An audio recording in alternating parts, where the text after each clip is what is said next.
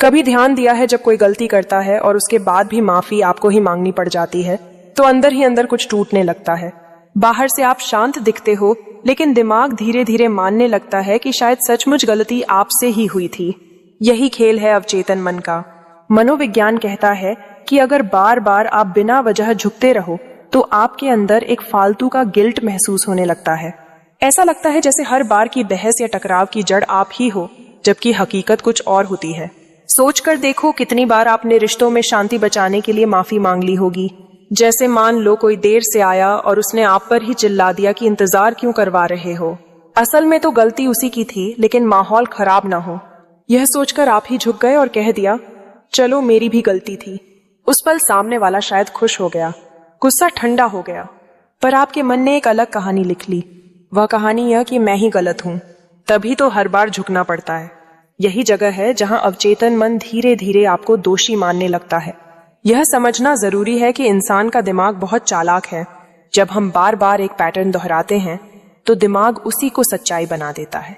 अगर आप लगातार बिना वजह माफी मांगते रहे तो वह पैटर्न आपके अंदर बैठ जाएगा और फिर हर बहस या हर रिश्ते में आप शुरुआत से ही हार मानकर चलेंगे। यही वजह है कि मनोविज्ञान कहता है सबसे पहले खुद से ईमानदार होना जरूरी है। खुद से पूछो कि क्या मैं सच में गलत हूं या सिर्फ रिश्ते को बचाने के लिए झुक रहा हूं। यह सवाल जितना आसान लगता है उतना है नहीं, क्योंकि जब सामने वाला बहुत करीबी हो, चाहे पार्टनर, दोस्त, भाई, बहन या कोई और, तो हम डरते हैं कि कहीं उसकी नाराजगी रिश्ते को तोड़ ना दे। इस डर में इंसान झुक जाता है, लेकिन यह झुकना हमेशा अच्छा नहीं होता। यह धीरे धीरे आत्मसम्मान को खोखला कर देता है। एक छोटा सा उदाहरण सोचो। एक बच्चा है जिसे बार बार घर में छोटी छोटी बातों पर डांटा जाता है। हर बार उससे माफी मंगवाई जाती है, चाहे गलती उसकी हो या ना हो। कुछ साल बाद वह बच्चा बड़ा होकर ऐसा इंसान बनता है जो किसी भी टकराव से बचने के लिए तुरंत सॉरी कह देता है। वह सोचता भी नहीं कि असल में गलती किसकी है। यही है अवचेतन मन का असर। जो आदतें बचपन से डाली जाती हैं वही बाद में हमारी पहचान का हिस्सा बन जाती हैं। रिश्तों में भी यही कहानी दोहराई जाती है। सामने वाला अगर देखता है कि आप हर बार माफी मांग लेते हो तो उसकी नजर में आपकी अहमियत कम होने लगती है। मनोविज्ञान इसे कंडीशनिंग कहता है। मतलब अगर बार बार एक ही प्रतिक्रिया मिलती है तो इंसान उसे सच मान लेता है। अब सवाल यह उठता है कि इस सिलसिले को कैसे रोका जाए। सबसे पहला कदम है ईमानदारी से खुद को देखना।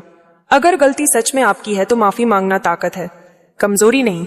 लेकिन अगर गलती आपकी नहीं और फिर भी आप हर बार झुक रहे हो तो आपको खुद से कहना होगा अब बस, क्योंकि हर बार झुकने से रिश्ते नहीं बचते बल्कि असमानता और बढ़ जाती है। यही वजह है कि मनोविज्ञान सलाह देता है कि ना कहना सीखना भी उतना ही जरूरी है जितना हाँ कहना। यह समझो कि माफी मांगना रिश्ते की दवा है, लेकिन अगर दवा वहीं दी जाए जहां बीमारी है। अगर बिना बीमारी के दवा खाते रहोगे तो शरीर को नुकसान होगा। तो असली काम यहीं से शुरू होता है, खुद के भीतर झांकना। अगली बार जब भी हालात आए कि सामने वाला नाराज है और माहौल बिगड़ने वाला है तो ठहर कर खुद से पूछना क्या इस बार सचमुच मेरी गलती है। अगर जवाब हाँ है तो तुरंत माफी मांगो, लेकिन अगर जवाब साफ साफ ना है तो चुप रहना भी एक ताकत है। कभी कभी चुप्पी भी सामने वाले को आईना दिखा देती है। याद रखो, रिश्ते में बराबरी तभी रहती है जब दोनों अपने हिस्से की गलती स्वीकार करें। अगर हमेशा एक ही झुकता रहेगा तो रिश्ता बोझ बन जाएगा। और सबसे बड़ी सच्चाई यह है कि किसी भी रिश्ते को बचाने की जिम्मेदारी सिर्फ एक इंसान की नहीं होती। अब जब यह साफ हो गया कि बिना वजह झुकना आपको अंदर से ही तोड़ देता है तो अगला सवाल उठता है, जब आप बार बार झुकते हैं तो सामने वाले के दिमाग में क्या बैठता है। कभी गौर किया है जब आप बिना वजह झुक जाते हो तो सामने वाला धीरे धीरे यह मानने लगता है कि गलती सचमुच आपकी ही थी। यही है कॉन्फर्मेशन बायस का खेल। मनोविज्ञान कहता है कि इंसान वही मानता है जो उसकी सोच के हिसाब से सही लगे। अगर उसे शुरू से यह लगता है कि आप ही गलत इंसान हो तो हर बार आपका झुकना उसकी सोच को और मजबूत कर देता है। वह समझ ही नहीं पाता कि सच्चाई कुछ और भी हो सकती है। सोचो जैसे दो लोग बहस कर रहे हैं, एक ने गलती की लेकिन दूसरा रिश्ते की शांति के लिए माफी मांग लेता है। बाहर से मामला सुलझ गया दिखता है, लेकिन अंदर से सामने वाले का दिमाग एक और लाइन खींच देता है। देखा या मान गया कि इसकी ही गलती थी। अगली बार जब कुछ होगा तो वह उसी पैटर्न को याद करेगा और फिर वही कहेगा, तुम ही हमेशा गलत होते हो। असल में इस बार गलती आपकी ना भी हो फिर भी आपको ही दोषी बना दिया जाएगा। यहाँ असली मुश्किल यही है कि आप अपनी चुप्पी या झुकने को शांति का रास्ता समझते हो, लेकिन सामने वाला उसे आपके अपराध स्वीकार की तरह ले लेता है। यह इंसानी दिमाग की वही आदत है जिसमें वह सबूतों से ज्यादा अपने पहले से बने विश्वास को मजबूत करता है। और जब आप बिना कारण झुकते हो तो उसे और भरोसा मिल जाता है कि हाँ, मैं ही सही सोच रहा था। अब सवाल उठता है कि इस स्थिति को कैसे संभाला जाए। यहाँ सबसे अहम है अपनी बात को शांति से रखना। कई बार गुस्से में या बहस के दौरान हम सामने वाले को और भी जिद्दी बना देते हैं, लेकिन अगर आप धीमी आवाज में बिना ताने मारे सिर्फ सच बोलते हो तो उसके दिमाग को सोचना पड़ता है। जैसे अगर कोई कहे तुम हमेशा देर से आते हो, तुम्हारी वजह से सब बिगड़ता है, और आप तुरंत कह दो हाँ मेरी गलती थी, तो वह सोचने ही नहीं देगा कि शायद गलती उसकी भी हो सकती है। लेकिन अगर आप ठहर कर कहो आज मैं समय पर था, तुम देर से आए थे, मुझे बुरा लगा कि तुमने उल्टा मुझे ही दोषी बना दिया, तो बातचीत का संतुलन बदल जाता है। मनोविज्ञान यह भी कहता है कि इंसान तब तक अपनी राय पर टिका रहता है जब तक उसे चुनौती सही तरीके से ना दी जाए। अगर आप चिल्लाकर या आरोप लगाकर अपना पक्ष रखते हो तो सामने वाला और ज्यादा जिद्दी जाएगा, लेकिन अगर आप शांत रहकर अपनी बात कहते हो तो उसके दिमाग में कॉग्निटिव डिसोनेंस पैदा होता है, मतलब उसके विचार और हकीकत आपस में टकराते हैं। इस टकराव से वह सोचने पर मजबूर होता है कि शायद गलती मेरी भी रही हो। यहाँ कहानी समझने के लिए एक और उदाहरण लो। सोचो आप किसी के साथ बात कर रहे थे और उसने एक इम्पोर्टेंट मैसेज भेजा। आप थोड़ी देर में रिप्लाई करना चाहते थे क्योंकि आप व्यस्त थे। थोड़ी देर बाद जब आपने रिप्लाई किया तो सामने वाला ताना मार देता है, इतनी देर क्यों ली, मुझे तो लग रहा था कि तुमने इग्नोर किया। अगर आप तुरंत ओह माफ करना मेरी गलती थी कह दें तो उसके दिमाग में यह सेट हो जाएगा कि हमेशा आपकी ही गलती होती है। लेकिन अगर आप कहें मैं सच में बिजी था और रिप्लाई अभी कर पा रहा हूं, तो उसका दिमाग तुरंत प्रतिक्रिया नहीं करेगा, पर धीरे धीरे वह सोचने लगेगा कि क्या सच में गलती आपकी थी या शायद मिसअंडरस्टैंडिंग हुई थी। यह साइकोलॉजी रिलेशनशिप्स में बहुत महत्वपूर्ण है। जब हम हमेशा झुकते रहते हैं, चाहे मिस्टेक हमारी हो या ना हो, तो सामने वाला सबकॉन्शियसली यह मानने लगता है कि वह हमेशा सही है और हम हमेशा गलत। इससे दूरी बढ़ती है, रिस्पेक्ट कम होता है और आप खुद को कमजोर महसूस करने लगते हैं। साथ ही जब आप अपने बात को शांत तरीके से रखते हैं तो आप ये सिग्नल देते हैं कि आपके बाउंड्रीज हैं। आप ये स्वीकार करते हैं कि आप रिप्लाई करने में थोड़ी देर कर सकते हैं। यह सामने वाले को सली ये सोचने पर मजबूर करता है कि शायद उसने भी थोड़ा पेशेंस या अंडरस्टैंडिंग दिखानी चाहिए थी। असल में रिश्तों में संतुलन बनाए रखने का मतलब यही है दोनों पक्षों की सुनवाई बराबरी से हो। अगर हमेशा एक ही व्यक्ति झुकता रहे तो धीरे धीरे रिस्पेक्ट और सीरियसनेस खत्म हो जाती है। लेकिन अगर आप अपने आत्मसम्मान के साथ खड़े रहते हैं तो रिलेशनशिप हेल्थी रहता है। कभी कभी लोग यह सोचते हैं कि अगर मैंने अपनी बात रखी तो रिश्ता बिगड़ जाएगा, लेकिन असलियत यह है कि अगर आप हमेशा झुकते रहोगे तो रिश्ता वैसे भी अंदर से खोखला हो जाएगा, क्योंकि एक तरफ सम्मान कभी लंबे समय तक नहीं टिकता। सम्मान वहीं टिकता है जहां दोनों को अपनी बात कहने का हक मिले। तो जब भी लगे कि आप बिना वजह दोषी ठहराए जा रहे हो तो बस ठहर कर गहरी सांस लो और अपनी बात साफ साफ रखो। कोई बहस छेड़े बिना बस सच बोलो, क्योंकि जब सच शांति से बोला जाता है तो उसका असर चुपचाप दिमाग पर होता है। याद रखो, बातचीत का मकसद हार जीत नहीं होना चाहिए। मकसद होना चाहिए संतुलन, और संतुलन तभी बनता है जब दोनों अपनी बात रख सकें। अगर सिर्फ एक ही हर बार झुक जाएगा तो यह संतुलन हमेशा के लिए खो जाएगा। अब जरा सोचिए, अगर हर बार आप अपनी सफाई देते ही रहेंगे तो कई बार उसका असर उल्टा भी पड़ सकता है। कभी कभी रिश्तों में ऐसा पल आता है जब आप बार बार अपनी सफाई देकर थक जाते हो। सामने वाला सुनने को तैयार नहीं होता और आपको लगता है जितना आप बोलते जाओगे उतना ही वह आपके खिलाफ और पक्का होता जाएगा। ऐसे में चुप्पी एक ताकत बन जाती है। यह वही चुप्पी है जिसे लोग साइलेंट ट्रीटमेंट कहते हैं। यह सुनने में बहुत साधारण लगता है, लेकिन मनोविज्ञान मानता है कि चुप्पी इंसान के दिमाग में सबसे गहरी हलचल पैदा कर देती है। सोचो, जब कोई आपको गलती का दोष देता है और आप तुरंत सफाई देने लगते हो, नहीं मैंने ऐसा नहीं किया, देखो यह वजह थी, वह वजह थी, तो सामने वाला आपके हर तर्क को काटने की कोशिश करता है। उसे लगता है कि आप बचने की कोशिश कर रहे हो, लेकिन जब आप कुछ नहीं बोलते तब उसके पास लड़ने के लिए शब्द ही नहीं बचते। यही वह पल है जहां उसके दिमाग में सवाल उठने लगते हैं, अगर यह सचमुच गलत होता तो जवाब क्यों नहीं देता, यह इतना शांत क्यों है, कहीं गलती मेरी ही तो नहीं। मनोविज्ञान कहता है कि इंसान की आदत होती है खाली जगहों को भरने की। अगर किसी कहानी में एक हिस्सा अधूरा रह जाए तो दिमाग खुद ब खुद उसे पूरा करने लगता है। यही खेल चुप्पी के साथ भी होता है। जब आप बिना बोले थोड़ी दूरी बना लेते हो तो सामने वाला उस चुप्पी को भरने के लिए सोचने लगता है और सबसे पहले शक उसी पर जाता है जिसने गलती की थी। मान लो आप और आपका दोस्त किसी बात पर बहस में उलझ गए। वह आप पर इल्जाम लगाता है, लेकिन आप कुछ कहने के बजाय बस चुप हो जाते हो और अपने काम में लग जाते हो। उस पल उसे लगता है कि आपने हार मान ली, लेकिन जैसे जैसे समय बीतता है उसकी बेचैनी बढ़ती है। वह खुद सोचने लगता है, क्या मैंने ज्यादा बोल दिया? क्या सच में गलती मेरी थी? क्यों यह बिना बोले ऐसे अलग हो गया? यही बेचैनी धीरे धीरे उसके भीतर अपराध बोध जगाती है। साइलेंट ट्रीटमेंट की ताकत यही है कि यह सामने वाले को उसकी ही सोच से टकरा देता है। जब कोई इंसान आपकी चुप्पी झेलता है तो उसे अपनी आवाज बहुत तेज लगने लगती है। उसे एहसास होता है कि वह शायद ओवर रिएक्ट कर रहा था। यह वैसे ही है जैसे कोई बंद कमरे में जोर जोर से बोल रहा हो और सामने से कोई जवाब ना आए। धीरे धीरे उसे लगता है कि उसकी आवाज खुद उससे टकराकर वापस आ रही है। यही पल उसे सोचने पर मजबूर करता है।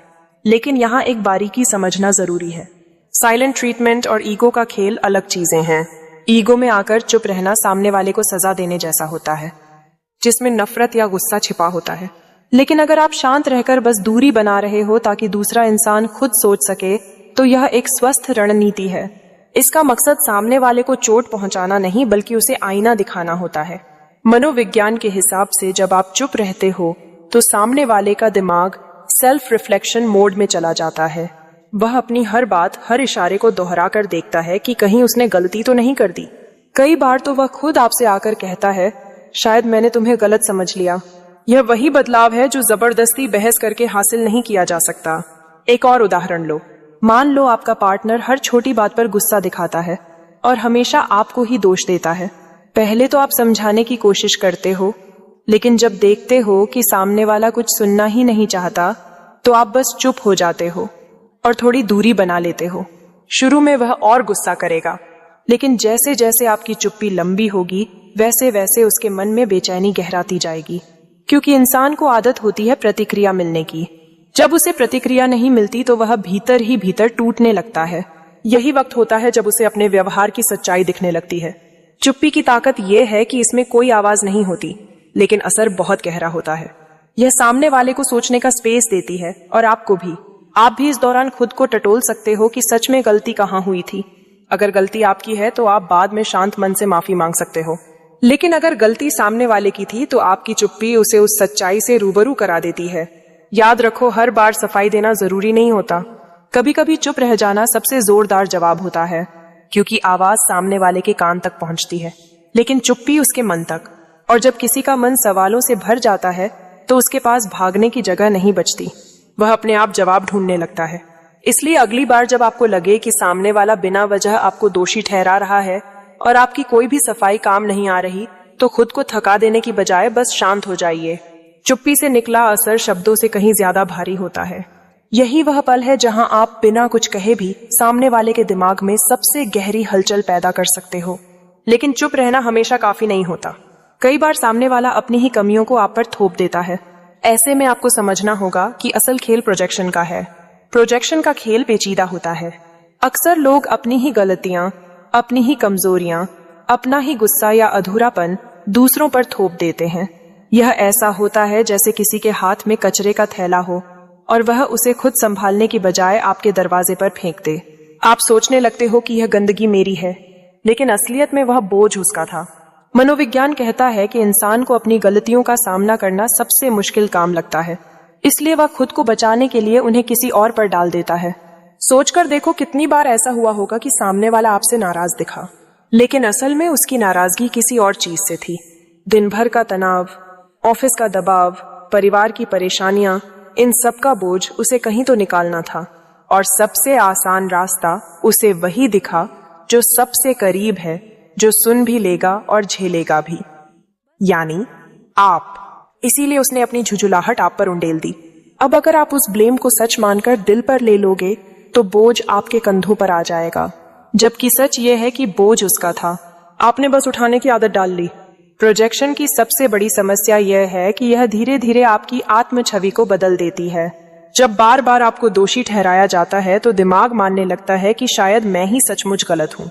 यही जगह है जहाँ पहचानना जरूरी हो जाता है कि सामने वाला असल में अपनी ही कमी आप पर डाल रहा है।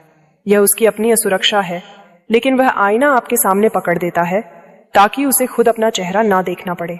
मनोविज्ञान बताता है कि यह प्रोजेक्शन अक्सर अनजाने में होता है।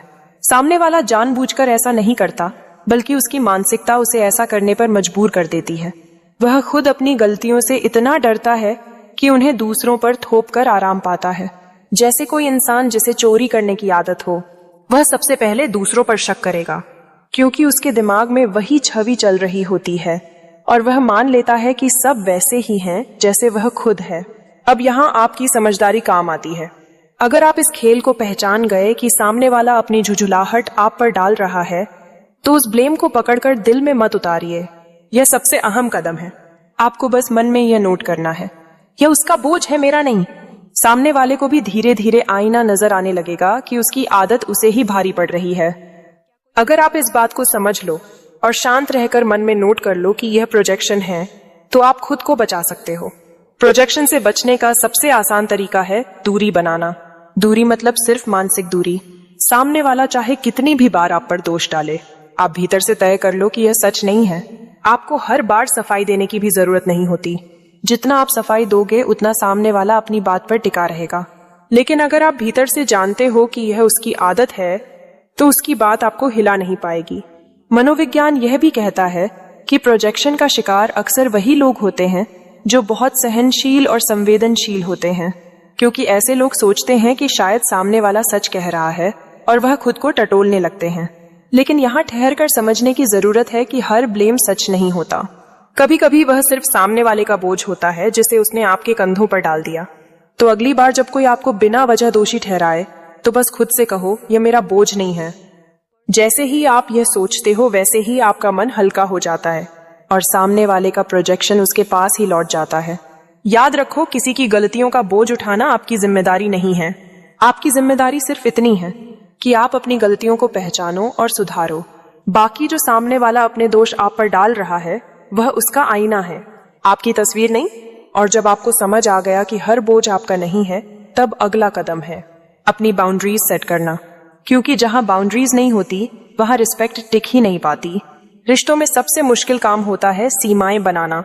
यह सुनने में बहुत आसान लगता है, लेकिन जब सामने कोई करीबी हो, दोस्त, पार्टनर या परिवार का कोई सदस्य, तो ना कहना सबसे भारी पड़ता है, क्योंकि हम डरते हैं कि कहीं सामने वाला हमें गलत ना समझ ले, कहीं रिश्ता ना टूट जाए। लेकिन सच्चाई यही है कि जहां सीमाएं नहीं होती, वहां सम्मान भी धीरे धीरे खत्म हो जाता है। मनोविज्ञान साफ कहता है कि जिन रिश्तों में हेल्दी बाउंड्रीज होती हैं, वहां लोग एक दूसरे को ज्यादा इज्जत देते हैं और रिश्ते लंबे चलते हैं। सीमाएं बनाने का मतलब ये नहीं है कि आप दीवार खड़ी कर लो और किसी को अपने पास आने ही मत दो। इसका मतलब है कि आप साफ साफ बता दो कि आपके लिए कौन सी बातें ठीक हैं और कौन सी नहीं। जैसे अगर आपको यह बुरा लगता है कि कोई हर बहस में आपको दोषी ठहराए, तो आपको एक बार शांत होकर कहना होगा, मैं बेवजह माफी नहीं मांगूंगा। अगर गलती मेरी होगी तो मैं मान लूंगा, लेकिन अगर मेरी नहीं है तो मैं खुद को दोषी नहीं मान सकता। यह छोटा सा सवाक्य सामने वाले को साफ संकेत देता है कि आप अपनी सेल्फ रिस्पेक्ट के साथ समझौता नहीं करोगे। मनोविज्ञान यह बताता है कि बाउंड्रीज बनाने वाले लोग ज्यादा कॉन्फिडेंट दिखते हैं, क्योंकि वह जानते हैं कि रिश्ते बराबरी पर टिकते हैं, एक तरफा झुकने पर नहीं। जब आप अपनी बाउंड्री सेट करते हो, तो सामने वाला इंसान आपको इज्जत देने लगता है, क्योंकि उसे समझ में आता है कि आप अपने लिए खड़े हो सकते हो। यही बात रिश्ते को बराबरी पर लाती है। सीमाएं बनाना मुश्किल इसलिए लगता है क्योंकि हम डरते हैं कि कहीं सामने वाला हमें छोड़ ना दे। लेकिन सोच कर देखो, अगर कोई इंसान सिर्फ इसीलिए आपके साथ है क्योंकि आप हर बार झुक जाते हो, तो क्या वैसा रिश्ता असली है? असली रिश्ता वही है जिसमें दोनों की इज्जत बराबरी से बनी रहे। अगर आपकी सेल्फ रिस्पेक्ट बार कुचली जा रही है, तो उस रिश्ते में टिके रहने का क्या फायदा? मनोविज्ञान में एक शब्द है असर्टिवनेस। इसका मतलब है अपनी बात को बिना डर और बिना गुस्से के साफ साफ कहना। यही बाउंड्रीज का असली रूप है। इसका कोई मतलब नहीं कि आप चिल्लाकर या झगड़कर अपनी सीमा तय करो। असली ताकत तब है जब आप शांत रहकर कह दो कि यह मेरे लिए ठीक नहीं है। इससे सामने वाले को दो बातें समझ आती हैं। पहली कि आप कमजोर नहीं हो, दूसरी कि आप अपने रिश्ते को बराबरी पर जीना चाहते हो। कभी कभी लोग ये सोचकर झुकते रहते हैं कि चुप रहना ही प्यार है, जब आप हर बार माफी मांगते हो तो आप प्यार नहीं बल्कि डर के कारण झुकते हो, और डर पर टिके रिश्ते ज्यादा दिन नहीं चलते। इसलिए सबसे अहम है कि आप अपने अंदर यह ताकत पैदा करो कि जहां जरूरी हो वहां ना कह सको, क्योंकि हर ना एक दीवार नहीं होती। जब आप सामने वाले को बता देते हो कि आप बेवजह दोष नहीं लोगे, तो वह भी सोचने लगता है कि अब उसे अपनी गलती माननी होगी। तो अगली बार जब भी ऐसा लगे कि आपको फिर से बिना वजह माफी मांगनी पड़ रही है, तो खुद को रोक लो। अपने मन में कहो, अगर गलती मेरी नहीं है तो मैं सॉरी नहीं कहूंगा। यही आपकी सीमा होगी, और यही सीमा आपको वह इज्जत दिलाएगी जो हर रिश्ते में सबसे जरूरी है। याद रखो, बाउंड्रीज बनाने का मतलब किसी को दूर करना नहीं है, बल्कि खुद को खोने से बचाना है। और जब आप खुद को खोने से बचाते हो तभी रिश्ते भी सच्चाई और बराबरी पर टिकते हैं। लेकिन कभी कभी बाउंड्री सेट करने के बाद भी सामने वाला मानने को तैयार नहीं होता। तब असली काम शुरू होता है उसे उसके अपने शब्द और कर्म का फर्क दिखाना। रिश्तों में और ज्यादा पेचीदा मोड़ तब आता है जब सामने वाला अपनी गलती मानने के लिए तैयार ही नहीं होता। चाहे आप कितनी भी सफाई दे दो, कितने ही तर्क सामने रख दो, हमेशा अपनी राय पर टिका रहता है। यहाँ पर खेल शुरू होता है कॉग्निटिव डिसोनेंस का। यह एक मनोवैज्ञानिक स्थिति है जहां इंसान के कहे हुए शब्द और उसके किए गए काम आपस में मेल नहीं खाते। उन्हें लगता है कि उनकी बातें और उनका व्यवहार एक दूसरे से बिल्कुल सही हैं, जबकि असलियत में उनके बीच गहरा विरोध होता है।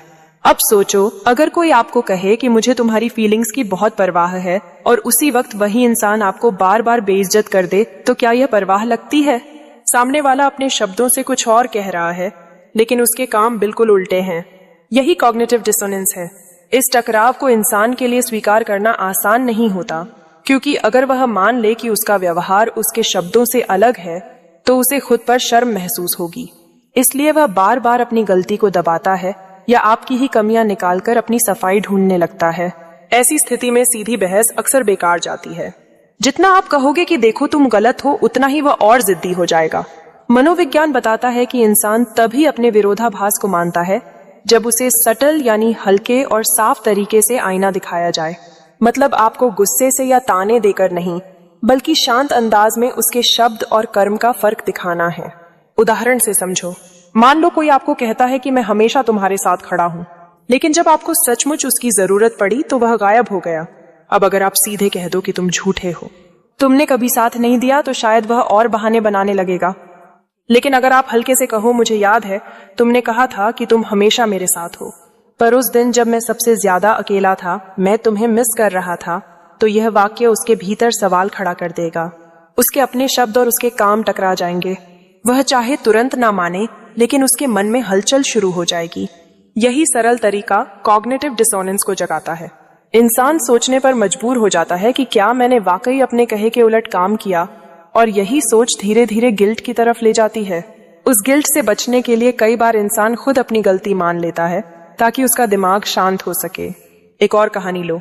किसी रिश्ते में एक पार्टनर बार कहता है, मैं तुम्हारी राय की कदर करता हूँ, लेकिन जब भी कोई फैसला लेना होता है तो वही अकेले तय कर लेता है और आपकी बात को इग्नोर कर देता है। ऐसे में अगर आप गुस्से से बोलो, तुम कभी मेरी सुनते ही नहीं, तो झगड़ा बढ़ सकता है। लेकिन अगर आप शांत होकर बोलो, तुमने कहा था कि मेरी राय तुम्हारे लिए अहम है, पर जब यह फैसला लिया गया तो मेरी राय कहीं घूम हो गई, तो यह वाक्य उसके भीतर गूंजने लगेगा। यही सटल असर है जो धीरे धीरे दीवार तोड़ता है।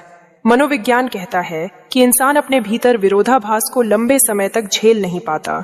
या तो वह अपने शब्द बदल देता है या फिर अपने कर्म सुधारता है, और जब आप उसे बिना आक्रामक हुए उसका विरोधाभास दिखाते हो, तो वह ज्यादा चांस है कि अपने कर्म बदलने की कोशिश करेगा, क्योंकि शब्द बदलना आसान है। लेकिन अगर शब्दों का प्रमाण पहले से दिया जा चुका है, तो इंसान अपने काम बदलकर ही उस गैप को भरता है। इस मोड़ पर सबसे बड़ी कला है धैर्य, क्योंकि कॉग्निटिव डिसोनेंस का असर तुरंत नहीं दिखता। सामने वाला शायद उसी वक्त ना झुके, बल्कि उल्टा चिढ़ भी जाए, लेकिन अंदर ही अंदर उसका दिमाग उस टकराव को महसूस करता रहेगा। और इंसान का दिमाग जब तक उस विरोध को हल नहीं कर लेता, तब तक उसे शांति नहीं मिलती। इसलिए याद रखो, आपको सामने वाले को जबरदस्ती दोषी साबित नहीं करना है। आपको बस उसके शब्द और काम का फर्क उसकी आंखों के सामने रख देना है। मानो जैसे आप आईना पकड़कर कह रहे हो, ये देखो, ये तुमने कहा था और ये तुमने किया। फिर चुप हो जाओ। उस चुप्पी में उसका दिमाग खुद उससे सवाल पूछेगा, और जब दिमाग खुद सवाल पूछने लगता है तो जवाब भी वह खुद ढूंढता है। तो अगर अगली बार कोई इंसान अपनी गलती मानने से बच रहा हो तो गुस्से में साबित करने की कोशिश मत करना। बस उसे सटल तरीके से उसकी ही बात और उसके काम का फर्क दिखा दो। यही कॉग्निटिव डिसोनेंस की ताकत है और यही वह पल है जहां सामने वाला धीरे धीरे मानने लगता है कि गलती दरअसल उसी की थी। और जब यह सब हो जाए तो आखिर में बात फिर उसी जगह लौटती है, माफी की। क्योंकि असली सवाल यही है कि माफी कब रिश्ते को मजबूत बनाती है और कब वह हमें कमजोर कर देती है। माफी को लोग अक्सर कमजोरी मान लेते हैं। जैसे अगर आपने सॉरी कह दिया तो मतलब आप छोटे हो गए, आपने खुद को गिरा लिया। लेकिन असलियत इससे बिल्कुल उलटी है। माफी दरअसल ताकत है, क्योंकि हर किसी में हिम्मत नहीं होती कि वह अपनी गलती स्वीकार करें। लेकिन यहाँ सबसे जरूरी फर्क है, माफी वही मायने रखती है जहाँ सचमुच गलती आपकी हो। अगर आप बिना वजह हर बार झुकते रहोगे तो आपकी सॉरी का मूल्य ही खत्म हो जाएगा। सामने वाला सोचेगा कि यह तो आदत है, बस हर बार माफी मांगकर मामला खत्म कर देते हो। फिर वह आपकी गलती हो या ना हो, आप पर दोष डालना आसान समझेगा। यही वह जगह है जहां अनावश्यक गिल्ट आपको तोड़ने लगता है। मनोविज्ञान साफ कहता है कि जब इंसान लगातार ऐसी चीजों की जिम्मेदारी लेता है जो उसकी नहीं होती, तो उसका अवचेतन मन उसे दोषी मानना शुरू कर देता है। धीरे धीरे गिल्ट आपकी सोच पर हावी हो जाता है। आप छोटी छोटी बातों में भी खुद को गलत मानने लगते हो और जब गिल्ट आदत बन जाए तो सेल्फ रिस्पेक्ट धीरे धीरे मिटने लगती है। यही वजह है कि जरूरी है आप अपने भीतर साफ कर लो। गलती अगर मेरी है तो मैं सॉरी बोलूंगा, लेकिन अगर नहीं है तो मैं बेवजह झुकूंगा नहीं। एक छोटी सी कहानी समझो। दो लोग बहस कर रहे हैं। एक ने गुस्से में कुछ ज्यादा बोल दिया और रात भर चैन नहीं आया। सुबह उसने जाकर कहा, कल मैंने तुम्हें तकलीफ दी, इसके लिए माफी चाहता हूँ। यह माफी कमजोरी नहीं थी, बल्कि उसके रिश्ते को बचाने की ताकत थी, क्योंकि उसने अपनी गलती मानकर सामने वाले को इज्जत दी। वहीं दूसरी तरफ सोचो, अगर किसी ने कुछ भी गलत नहीं किया और फिर भी हर बार सॉरी बोल दिया, तो धीरे धीरे सामने वाला यही मानेगा कि गलती हमेशा उसी की होती है। ऐसे में माफी रिश्ते को बचाने के बजाय उसे खोखला कर देती है। माफी का सही इस्तेमाल रिश्ते को गहरा बनाता है, क्योंकि इंसान जब अपनी असल गलती मान लेता है तो सामने वाले के दिल में उसके लिए भरोसा बढ़ता है। उसे लगता है कि यह इंसान ईमानदार है, अपनी गलतियों से भागता नहीं। लेकिन जब आप बिना गलती के भी माफी मांगते हो तो आप रिश्ते को ईमानदार नहीं बल्कि झूठे संतुलन पर टिकाते हो। वह संतुलन बाहर से ठीक लगता है, लेकिन अंदर से दोनों को दुख होता है। मान लो एक रिश्ते में बार बार झगड़े हो रहे हैं। हर बार एक ही इंसान माफी मांग लेता है, चाहे गलती उसकी हो या ना हो। बाहर से तो लगता है कि रिश्ता चल रहा है, लेकिन अंदर ही अंदर दोनों के बीच दूरी बढ़ रही है, क्योंकि सामने वाला टेकन फॉर ग्रांटेड करने लगा है और जो बार बार झुक रहा है उसकी सेल्फ रिस्पेक्ट धीरे धीरे खत्म हो रही है। ऐसे रिश्ते ज्यादा दिन नहीं चलते। असली मजबूती वहीं आती है जहां दोनों बराबरी पर खड़े हो और दोनों अपनी गलतियों को मानने की ताकत रखते हो। याद रखो, माफी कोई बोझ नहीं है, यह एक हीलिंग प्रोसेस है। यह इंसान के ईगो को छोटा करती है, लेकिन दिल को बड़ा बना देती है। मगर यह तभी असरदार है जब यह सच पर टिकी हो। सच के बिना माफी बस एक दिखावा बन जाती है, और दिखावे रिश्तों को कभी गहरा नहीं बनाते। तो सबसे अहम बात यही है, अनावश्यक गिल्ट को छोड़ दो। हर छोटी बड़ी बात पर खुद को दोषी मानना आपके दिमाग को बीमार कर देता है। अंत में यही समझो कि माफी एक कला है, और यह कला तभी खूबसूरत लगती है जब उसका इस्तेमाल सही जगह किया जाए। गलतियों को मानना आपको छोटा नहीं बनाता, बल्कि रिश्ते में आपकी अहमियत बढ़ाता है। लेकिन जहां गलती आपकी हो ही ना, वहां बेवजह झुकना सिर्फ आपको कमजोर नहीं बनाता, बल्कि रिश्ते को भी खोखला कर देता है। इसलिए खुद को याद दिलाते रहो, माफी शक्ति है, लेकिन उसी वक्त जब वह सच्चाई पर टिकी हो। अगर आप अपने रिश्तों में असली रिस्पेक्ट और बैलेंस चाहते हैं तो सबसे पहले खुद को समझना सीखिए अपनी बाउंड्रीज बनाना और धैर्य के साथ हर चुनौती का सामना करना। क्योंकि जब आप खुद के लिए खड़े रहते हैं तभी सामने वाला आपको सच में इज्जत देना सीखता है। अगर आपको यह वीडियो पसंद आया तो लाइक, शेयर और सब्सक्राइब जरूर करें, और जुड़े पायु 69 के साथ, जहां हर वीडियो आपको मानसिक मजबूती, क्लैरिटी और रिश्तों में समझदारी देने के लिए है। याद रखिए, बदलाव वही करता है जो खुद के लिए खड़ा हो, अपनी ताकत को पहचानता हो और सही समय पर सही कदम उठाता हो। धन्यवाद। औरत उस सूनापन को नहीं देखती, वो उसे महसूस करती है। वो सूनापन किसी खाली मर्द का नहीं होता, वो सूनापन होता है उस मर्द का जिसने बहुत कुछ खोया है लेकिन खुद पर कंट्रोल नहीं खोया। औरत ऐसे मर्द से प्यार नहीं करती भाई, वो उससे फंस जाती है क्योंकि वो मर्द हंसता कम है तो लगता है इसके अंदर कोई कहानी दबी है। वो गुस्सा नहीं निकालता तो लगता है इसके अंदर कोई आग सोई है। वो पास होकर भी दूर रहता है तो लगता है इसे पाना आसान नहीं। और जो मर्द आसान नहीं होता वही औरत की सोच को बर्बाद करता है। अब वो औरत खुद से सवाल पूछती है, अगर मैं इसके करीब गई तो क्या ये मुझे संभालेगा या खुद के साथ डुबो देगा। और यहीं से खेल पलटता है। अब वो सुकून नहीं ढूंढती, अब वो खतरा ढूंढती है। एक ऐसा मर्द जो ना वादे करता है ना भरोसा दिलाता है, लेकिन जिसकी मौजूदगी में दिल तेज धड़कने लगता है। वो उसे मैसेज नहीं करती, वो उसका इंतजार करती है। वो उसे पाने की कोशिश नहीं करती, वो खुद को उसके लायक बनाने लगती है। और भाई, जिस दिन कोई औरत तुम्हारे लिए खुद को बदलने लगे, समझ लेना तुम उसके दिल में नहीं, उसके नर्व सिस्टम में घुस चुके हो। लेकिन अभी ये बस शुरुआत है, क्योंकि अगला पॉइंट वो है जहां मर्द की एक आदत औरत की पूरी सोच तोड़ देती है। वो आदत जिसके बाद औरत तुम्हें चाहती नहीं, तुम्हारे बिना चैन ही नहीं पाती। तो वीडियो मत छोड़ना, क्योंकि आगे जो आने वाला है वो अट्रैक्शन नहीं, प्योर एडिक्शन है।